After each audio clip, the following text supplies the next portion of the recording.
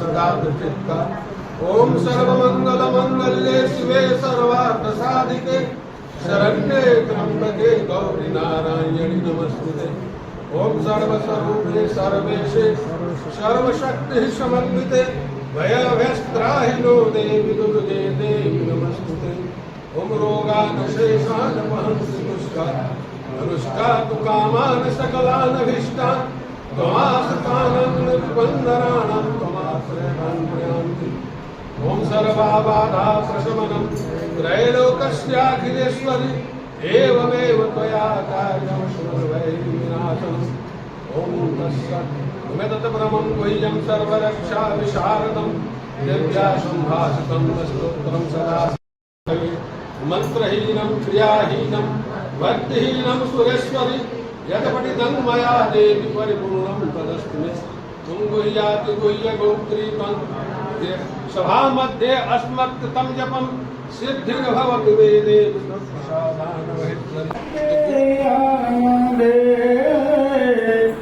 और भले कुछ दिया न दे हे माँ मत दे और भले कुछ दे या न दे और भले कुछ दे या न दे धर्म जगा दे धर्मचारिणी हे नंदा आनंद स्वरूपिणी धारिणी धैर्य जगा दे धारिणी धैर्य जगा दे और भले कुछ दे या न दे और भले कुछ दे या न दे पुरुषार्थ का अर्थ दिलाना हे आधारा पार लगाना पुरुषार्थ का अर्थ दिलाना हे आधारा पार लगाना लोकिनी लाज बचा दे लोकिनी लाज बचा दे और भले कुछ दे या न दे और भले कुछ दे या न दे। अम्मा भवानी जब प्रसन्न होती है ना तो मरने के बाद नहीं जीते जी मुक्ति दे देती हैं।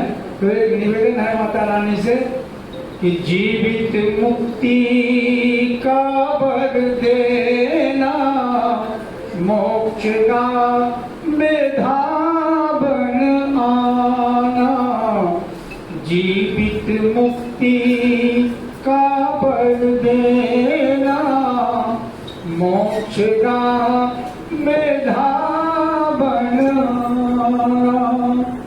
आनंद घन बरसा दे आनंद घन बरसा दे और भले कुछ दे या न दे और भले कुछ दे या न दे हे माँ मति दे और भले कुछ दे या न दे और भले कुछ दे या न दे। ये मैंने वो भजन लिखा एक प्रसंग याद आ गया कि माता रानी के सामने किसी का अहंकार टिकता नहीं है। आदि गुरु शंकराचार्य एक समय में संपूर्ण भारतवर्ष पर एक छत्र उनका राज हो गया, अद्वैत वेदांत का। शैव धर्म को लेकर चले, शाक्त को खंडन करते हुए निकले। माता रानी को बर्दाश्त नहीं हुआ। उस समय एक कश्मीर में थे, बेहोश हो गए, शक्तिहीन हो गए। शक्तिहीन होकर के पड़े हुए थे। देखे कि एक ग्वालन जो है सिर पर में दही बेचने का कंठ जल रहा है। तो कहे कि तुम ऐसा करो कि वहां से आकर के मेरा कंठ जला जा रहा है, दही थोड़ा सा मुझे तुम पिला। कहे कि दही पीना है तो आ जाओ मेरे पास। कहा मैं अशक्त हो गया, अब मुझे ताकत नहीं है चलने की, तो मैं आपके पास आऊं, आप ही आ गए। कहा दिमाग होश ठिकाने आ गया, शक्ति ही नहीं है तुम में। शक्ति के सामने लाचार हो गए हो और शक्ति का खंडन करने चले हो। शंकराचार्य साष्टांग हो गए और वही उनके मुंह से निकला कि न तातो न माता न बंधुर न दाता न पुत्र न पुत्री न भृत्यो न भर्ता न जाया न विद्या न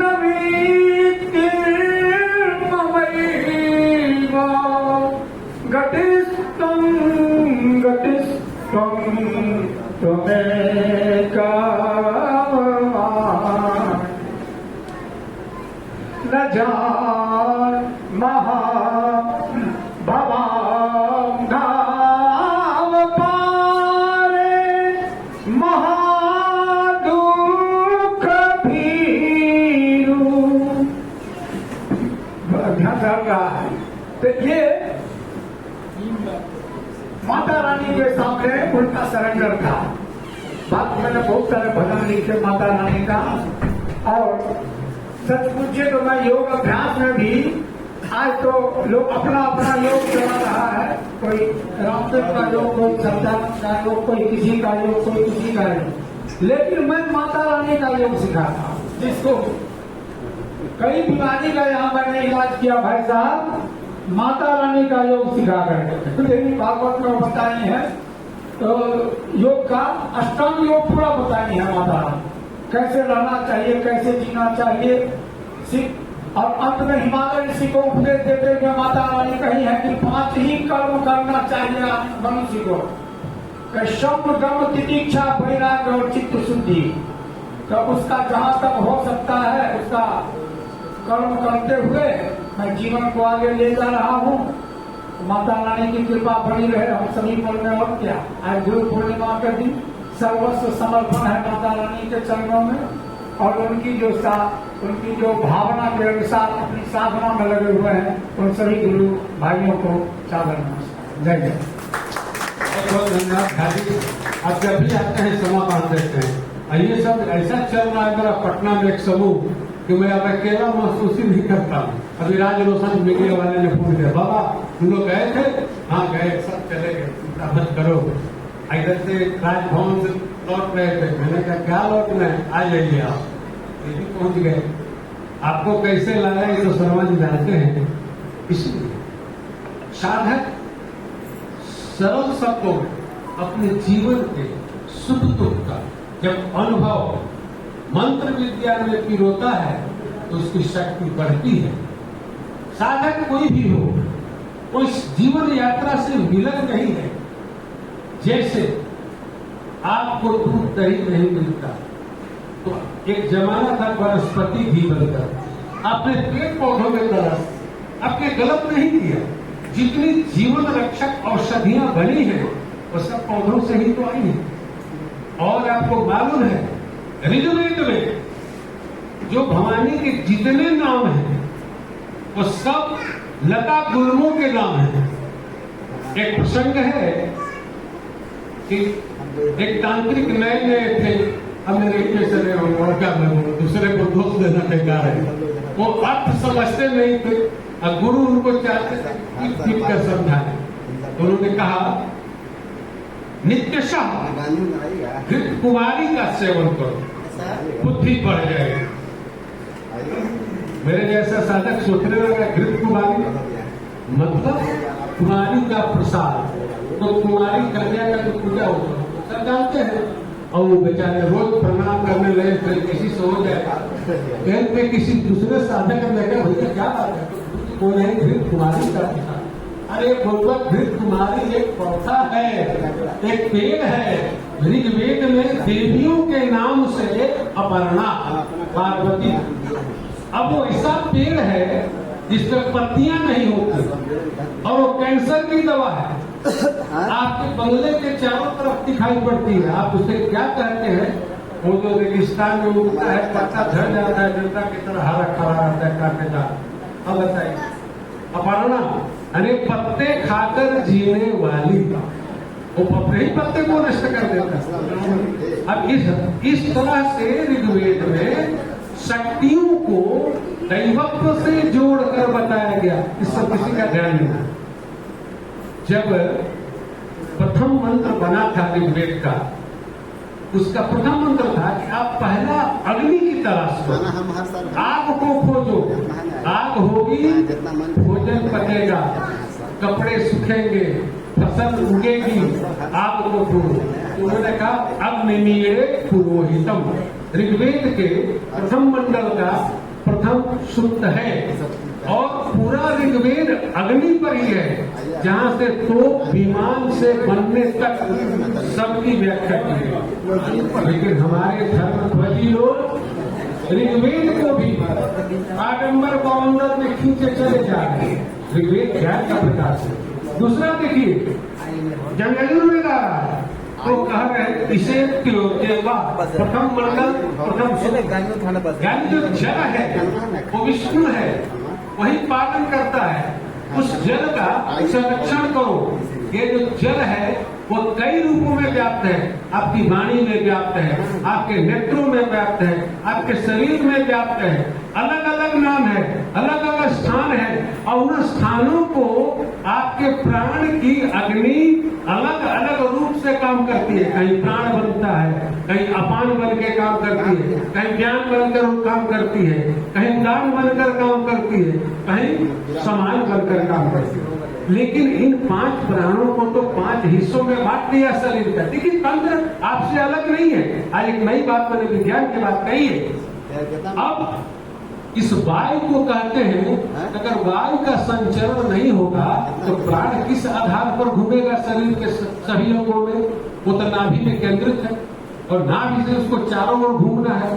तो उसको 49 हिस्सों में बांटा और 49 हिस्सों को 49 पवन कहते हैं। आंख के लिए अलग है, कान के सब हवा है, तो क्या आपको सुना रहा है, आपको बुलवा रहा है, आपका भूख जगा रहा है, आपकी प्यास बुझा रहा है। ये हवा सब जगह घूम रही है। 49 इसमें नाम है कुक्कुर, धनंजय, देवदत्त, ये सब 49 पवनों के नाम है। तो हमने वेद विज्ञान को भी समझने की कोशिश नहीं की जो हमारे आचार्यों ने की। मैं समझता हूँ आपके जीवन का जो सबसे छोटा अनुभव है, सबसे छोटा अनुभव है, वही शाक्त दर्शन की पहली सीढ़ी है। वहीं से शुरू हुई है। जैसे मैंने शुरू किया था अपने गुरु के आदेश पर, सप्तश्लोकी को ही मैंने दीक्षा समझ लिया और हमको मालूम नहीं था, क्योंकि मेरा सारा काम बन रहा था सप्तश्लोकी से। जो चाहता था वो प्रकट हो जाता था। तो एक साधक थे कालीपुर के, हमारे मित्र हुआ करता, मेरे सचिव भी रहे। उन्होंने कहा भैया आपको दीक्षा लेनी चाहिए। अब क्या लेकर दीक्षा? मिल तो क्या है? अरे ये नहीं है, कुछ और है। समझाने के लिए हमको नारायण प्रीडर्स में ले गए। समूह बोले कि ये दीक्षा नहीं है, आपको गुरु जी शुरू किए हैं। तो भैया हमको नहीं चाहिए, हमको इसमें बहुत मजा आ रहा है, सप्तश्लोकी में बहुत मजा आ रहा है, अब मैं इसको छोड़ नहीं सकता। अब इन्होंने लिया के हमको गुरु जी के सामने फंसा दिए, इनकी दीक्षा हो जाए। गुरु जी को दीक्षा की जरूरत नहीं है, आपको हो सकती है, इनको नहीं है। और इनको तो 3 गुरु परंपराएं प्राप्त है। और आज भी मेरे पास वो पोस्टकार्ड है, इस पर हमारे श्री गुरुदेव ने 3 गुरु परंपराएं दी हैं। आज जो लोग सोचते हैं कि इनको विशेष मिला, तो भैया बात तो सही है, आपको तो बहुत 1 या 2 मिला होगा, तीसरा तो नहीं मिला, और तीसरा जो गुप्त था वह मुझे मिला। और तीनों परंपराओं का एक बार स्मरण कर देने से शरीर में वो शक्ति आ जाती है। ये गुरु की कृपा है, ये अनुभव है कि दीक्षा भी मैं नहीं समझता। जिस समय रमेश जी की दीक्षा देने जा रहा था, मैं गुरु जी से पूछ रहा था मैं दीक्षा दे सकता हूँ क्या? उन्होंने कहा आप पागलपन की बात है, अरे तुम 10,000 को दे सकते हो, एक को देने में घबरा रहे हो। हम कहते तब भाई का चुप साधे रहो बलवाना, पवन तले बल पवन समाना वो रसद कर गया है कि जग में नाही जो तुम साथ पाई कहते हैं उनका रामदेव मानस का कौन सब काज कठिन जग माही जो नहीं हो ही ताक तुम पाई कौन तनय बल पवन समान खुद ही विवेक विज्ञान निधान। और एक बात है कौन सब काज कठिन जग माही जो नहीं हो ताक तुम पाई। अब देखिए हम लड़खड़ा रहे थे तो उस गुरुमंडल ने जो तीसरा गुप्त गुरुमंडल है, वो गुप्त गोदावरी भी है, गुप्त काशी भी है, गुप्त प्रयाग भी है।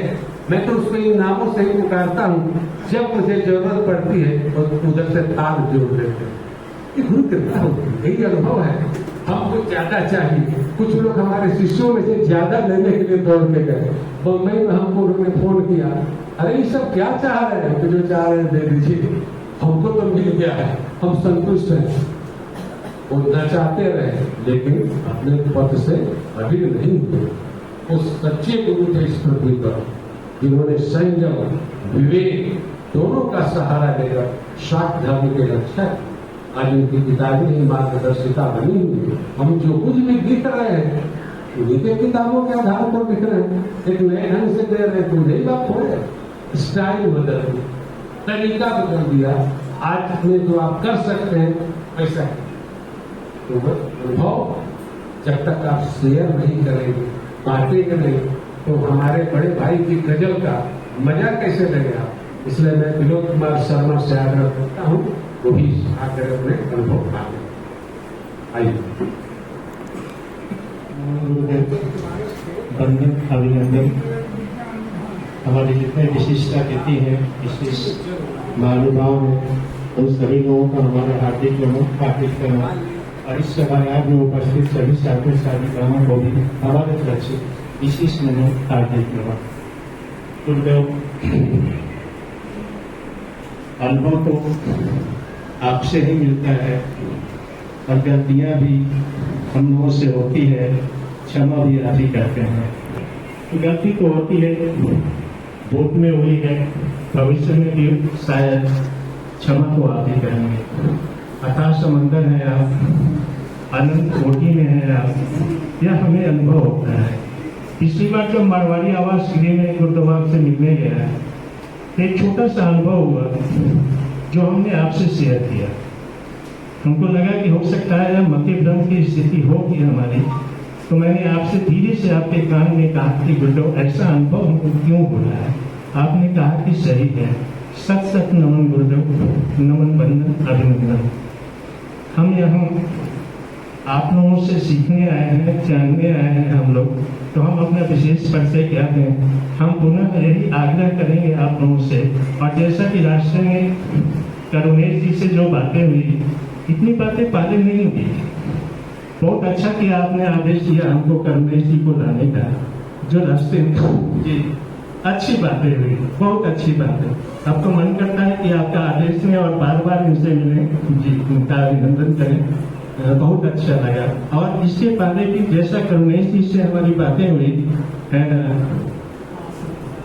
जी, तो गुरुदेव हम विशेष आग्रह यही करेंगे कि आप लोगों के द्वारा हम लोगों को कुछ सुनने को मिले, जिससे हम लोगों को प्रसन्नता होगी, हम लोगों को विशिष्टता का अति लाभ प्राप्त होगा। तो हमारा नमन बंधन है गुरुदेव पुनः, और हम आप लोगों से ही सुनना चाहते हैं। हम लोग आप लोगों से हम लोग इस दिव्यता का अनुभव लेना चाहते हैं पुनः। सर्वदिन व्याप है, इसको व्यास पूर्णिमा भी कहते हैं। पुराने जमाने में जब बरसात होती थी तो गुरु को 3 महीने एक जगह पर रहना पड़ता, रास्ते नहीं थे आज की तरह कि कहीं से कहीं बरसात में भी निकल जाएंगे आप। तो जब गुरु स्थिर होते थे तो 3 महीने के लिए शिष्यों को संबोधित करते थे, आपको कैसे रहना है, किस अनुशासन का पालन करना है। और ये आषाढ़ पूर्णिमा के दिन ही होती थी। तो जो इस व्यक्ति गद्दी पर बैठता था उसको व्यास गद्दी, व्यास एक व्यक्ति नहीं है, अभी समय में भी व्यास हूँ, ये परिभाषा के अनुसार। तो व्यास पूर्णिमा भी कहते हैं और गुरु पूर्णिमा। तो गुरु इसलिए कहते हैं कि अपने शिष्यों को हम संबोधित कर रहे हैं, इसलिए ये गुरु की पूर्णिमा है। आज से सावन में गुरु का कितना महत्व है?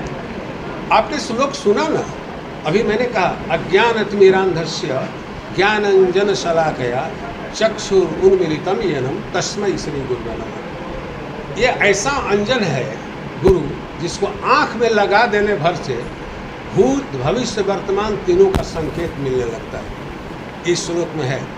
दूसरा है कि गुरुर ब्रह्मा गुरुर विष्णु, आप सब जानते हैं, गुरुदेव महेश्वर गुरु साक्षात परब्रह्म तस्मै श्री गुरुवे। 3 स्थितियां हैं सृष्टि की, वो क्या है? सृष्टि, स्थिति, संहार। तीनों के 3 देवता और 3 देवताओं की 3 शक्तियाँ। जैसे ब्रह्मा की शक्ति महासरस्वती है, विष्णु की शक्ति जो पालन करते हैं वो महालक्ष्मी है, और शिव जो संहार करते हैं, तांडव करते हैं, उनकी शक्ति महाकाली है। तो 3 महाशक्तियों को हम साथ में जब लेते हैं तो इसको शक्ति उपासना कहते हैं। गुरु इन तीनों शक्तियों को समेकित करते हुए इनसे ऊपर का पद परब्रह्म होता है। परब्रह्म इसलिए है कि इन शक्तियों से बंधा भी नहीं है और इनके बिना चल भी नहीं सकता। एक ऐसी स्थिति है जैसे रेल की 2 पटरियाँ इतना भार ढो रही हैं, लेकिन दोनों मिलेंगी तो क्या होगा? खतरा।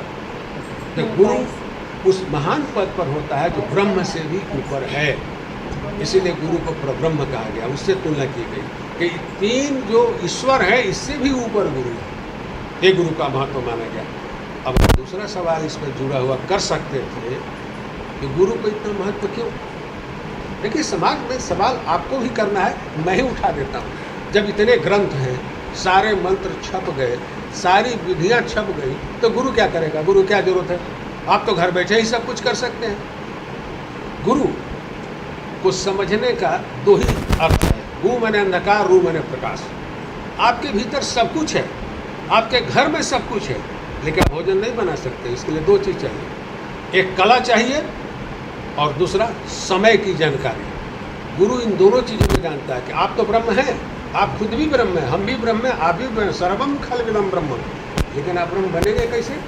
आपके भीतर जो स्टैटिक एनर्जी है उसको हम काइनेटिक एनर्जी यानी गतिक ऊर्जा में बदल देंगे, तो फिर आप गुरु हो गए और शिष्य भी आपकी तरह धीरे धीरे वही हो जाएगा। कल से सावन स्टार्ट हो रहा है सर। गुरु जी का रहना अनिवार्य है। निश्चित, इसलिए कि जो किताब से आप पढ़ते हो मस्तिष्क में जाता है और मस्तिष्क उसको विश्लेषित करके, एनालाइज करके आपके हाथ को, हृदय को, सोचने के, समझने की शक्ति को, काम की शक्ति को प्रेरित करता है मस्तिष्क। और मस्तिष्क बहुत खतरनाक चीज़ है, क्योंकि इसके पीछे केवल बुद्धि है, और बुद्धि कभी भी आपको सही रास्ते पर नहीं ले जाती। भगवान कृष्ण गीता में कहते हैं बुद्धि 2 प्रकार की होती है, निश्चयात्मिका, व्यवसायत्मिका। ये जो है व्यवसायत्मिका बुद्धि है। निश्चयात्मिका बुद्धि से हम अपने भीतर अपने आप बंद हैं डब्बे की तरह, उसको हम खोल नहीं सकते। मुझे मालूम है कि मुझे क्या करना है, क्या नहीं करना, तो निश्चयात्मिका बुद्धि है। अर्जुन को कह रहे हैं। गुरु क्या करता है कि आपके हृदय में जो सर्वात्मा बैठी है उसको अपनी वाणी से मंत्र का एक रूप देता है। जो भी मंत्र है एक देवता का शरीर है, एनर्जी लेवल है पूरा। तो जब वो वहाँ जाता है उसकी वाणी से तो वो जगने लगता है और शिष्य भी दीप्त होता है। आप कहिएगा लाउड स्पीकर से भी तो जा रहा है, आप मुझे बताएं कि लाउड स्पीकर से जो जा रहा है इसके बीच के माध्यम में कान में भी लगाए हैं तो भी एयर है, पॉल्यूशन है, वो आपको जाने नहीं देगा, क्योंकि एक आदमी 1000 को संबोधित कर रहा है, लेकिन गुरु एक शिष्य को संबोधित करता है। उसके सुख, उसके दुख को, उसकी मात्रा को वो ईश्वर के द्वारा समझाता है कि शाश्वत है, सुख आएगा, दुख जाएगा, घबराना मत, स्थिर रहना, क्योंकि तुम खुद ब्रह्म हो, मैं तुम्हें जगा रहा हूँ। आप मुझे बताएं कि आपके अवतार हैं राम, कृष्ण, बुद्ध, 3 ही का उदाहरण देता हूँ, पीछे का सब छोड़ देता हूँ। राम को कितना सुख मिला? वो तो भगवान थे, विष्णु के अवतार थे। अरे बीबी चोरी हो गई, 14 वर्ष जंगल में भटकते रहे, आप कहिएगा क्या आज की बुद्धि से कहीं नहीं। वो आदमी इतना शांत है कि सब कुछ सह रहा है, जान रहा है कि मैं इस खेल के लिए आया हूँ। यह ज्ञान था राम को ब्रह्म होने के चलते। कृष्ण को देखिए, चोर लफंगा उचक्का सब लोग रण छोड़ तक कह डाला उनको, लेकिन कोई मुस्कुराहट उनके चेहरे से गई नहीं। और उन्हें वो महाभारत में साबित कर दिया बिना किसी हथियार के गुरु लड़ सकता है और शिष्य को जीत दिला सकता है, केवल रथ हाँक करके। ये गुरु की शक्ति है, इसलिए गुरु के सामने कोई नहीं। और इस गुरु पूर्णिमा पर भक्तों को क्या कुछ संदेश दीजिएगा? मैं ये खासकर कहूँगा, सावन वो एक हट के